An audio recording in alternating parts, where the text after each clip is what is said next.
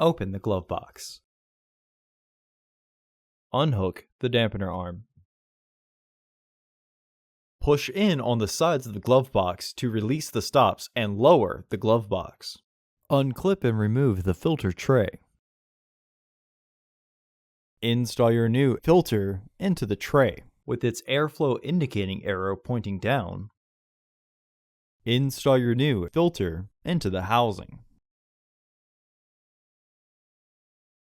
Partially close the glove box to re-engage the stops. Hook the dampener arm back onto the glove box. Close the glove box. Order your parts today at filterheads.com. Also, please like our video and subscribe to our channel so you won't miss any new content.